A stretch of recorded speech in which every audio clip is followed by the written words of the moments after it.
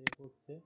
এই যে আমরা ইউকে একটা ফোল্ডার ক্রিয়েট করলাম, সেম ভাবে আমরা যদি এখান থেকে ইউকে তে করতে চাই, লিংক করতে চাই, হোম পেজ লিংক করতে চাই, তাহলে আমরা একটা অ্যাঙ্কর ট্যাগ নিয়ে আমাদের এখানে আমরা দুইটা ফোল্ডার বাইরে গিয়ে আমাদের index.html ফোল্ডারটা বলে দিতে হবে যে তুমি হোম পেজে যাও। কারণ আমরা যদি এখানে আরেকটা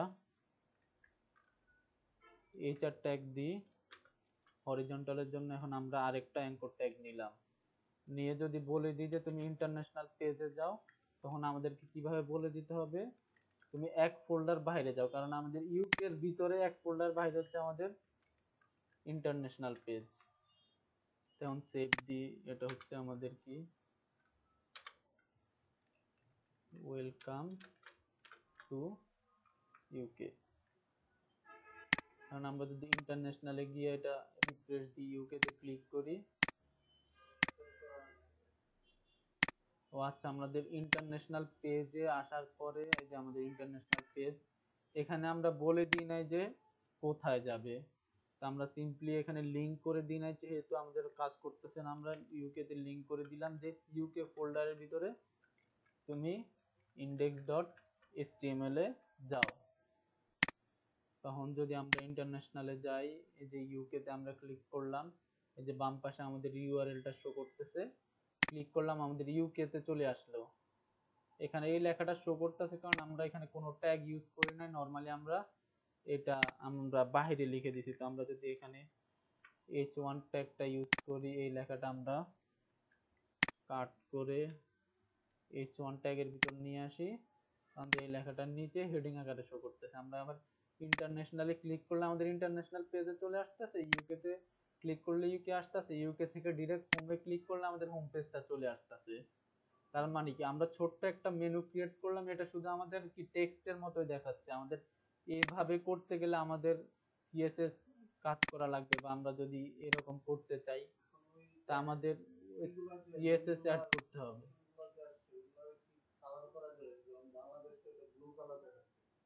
না, এটা ব্লু কালার দেখাচ্ছে কারণ আপনি যখন এই যে নর্মাল একটা টেক্সট, এই টেক্সট গুলো আমাদের নর্মালি শো হচ্ছে। আমরা যখন একটা লিংক করব, একটা টেক্সটে যখন লিংক করব, ও বাই ডিফল্ট একটা আন্ডারলাইন নিয়ে নিবে এবং আমাদের একটা টেক্সট নিয়ে নিবে।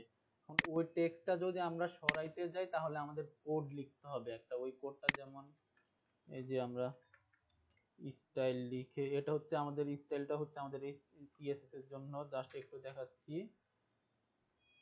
সরি, টেক্সট, এটা হচ্ছে যে টেক্সট ডেকোরেশনটা যে আছে, টেক্সট ডেকোরেশনটা বলতে বোঝাচ্ছে যে আমাদের এখানে টেক্সটে একটা ফরম্যাটে শো করতেছে, এই যে একটা ফরম্যাট শো করতেছে। আমরা রিফ্রেশ দিয়ে যদি যখন টেক্সট ডেকোরেশন নাম দিলাম, আমাদের নিচে যে আন্ডারলাইনটা আছে, ওই আন্ডারলাইনটা সরে গেল। আমরা যখন নরমালি একটা লিংক করব, আমাদের লিংকের নিচে বাই ডিফল্ট একটা আন্ডারলাইন শো করবে। আমরা যদি ওই আন্ডারলাইনটা হাইড করতে চাই, এই যে আমরা যে এখানে লিখলাম স্টাইল, তারপরে একটা এই যে স্টাইলটাও কিছু একটা অ্যাট্রিবিউট, এটা হচ্ছে একটা সিএসএস। আমরা যখন আমাদের কোনো এইচটিএমএল আমরা মানে কোনো কিছু অ্যাড করতে চাবো, কোনো আলাদা বৈশিষ্ট্য অ্যাড করতে চাবো, সাপোজ এই যে আমার h1 যে ট্যাগটা, ওই ট্যাগটা, এই ট্যাগটা আমি কালার করতে চাই, তো আমি স্টাইল দিলাম, স্টাইল অ্যাট্রিবিউটটা দিয়ে আমি এখানে লিখে দিলাম যে কালার।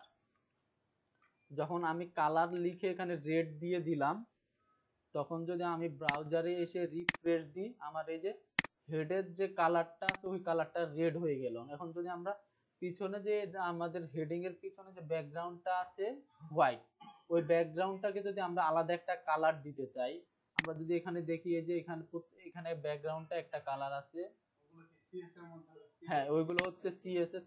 এটা হচ্ছে আমরা যখন এইচটিএমএল এর ভিতরে লিখবো, ওইটা হচ্ছে আমাদের ইনলাইন সিএসএস, যে আমরা এইচটিএমএল এর ভিতরে লিখতেছি।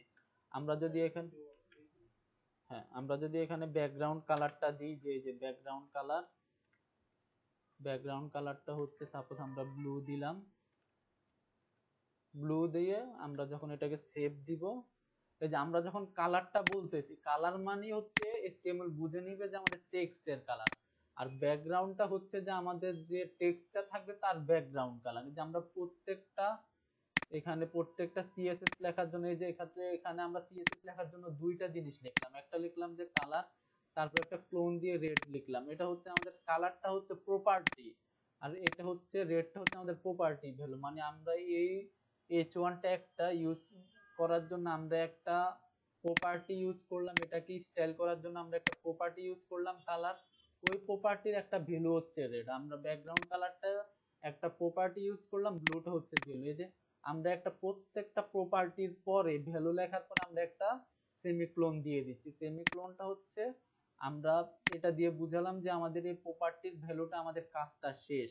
তখন আমরা যখন এই যে সেমিক্লোনটা দিব তখনই কিন্তু আমাদের এই প্রপার্টিটা স্টাইলটা কাজ করবে। আমরা যদি এটা না দিই তাহলে কাজ করবে না। নরমালি একটা ইউজ করলে এটা না দিলেও অনেক সময় কাজ করে, কিন্তু আমরা যখন দুই তিনটা বা মাল্টিপল ইউজ করবো, যে আমরা এখানে দুইটা প্রপার্টি ইউজ করছি, দুইটা স্টাইল ইউজ করছি। এখন যদি আমরা আমাদের ব্রাউজারে গিয়ে এটা রিফ্রেশ দিয়ে যে আমাদের যে হেডিংটা আছে ওটা লাল হয়ে গেল এবং আমাদের ব্যাকগ্রাউন্ড কালারটা চেঞ্জ হয়ে ব্লু হয়ে গেল। তো আমরা যদি এখানে এটা ইউজ না করতাম তখন এটা কাজ করতো না। এখন যদি আমরা সেম ওয়েতে জাস্ট এটা কপি করে যদি আমরা স্টাইলে আমাদের যে প্যারাগ্রাফটা আছে এই প্যারাগ্রাফটাই দেখাই, যে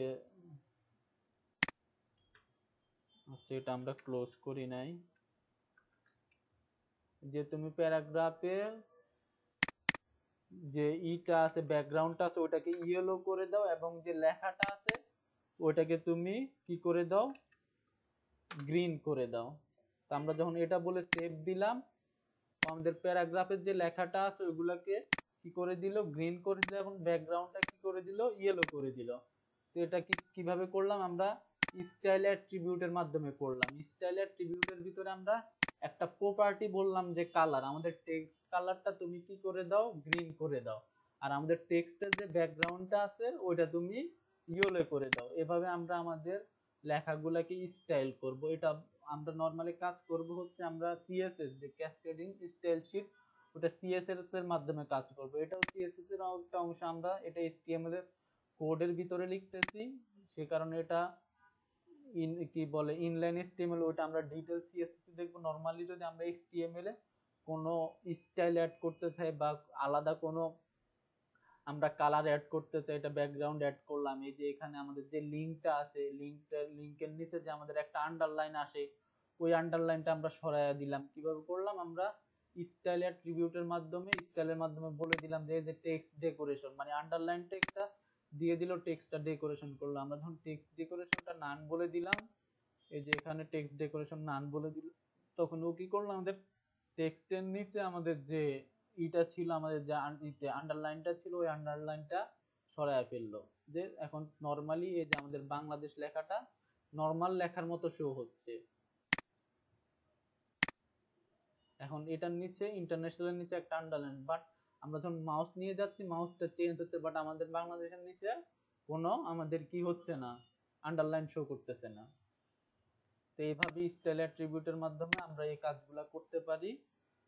তো আজকের ক্লাস এই পর্যন্তই দিই।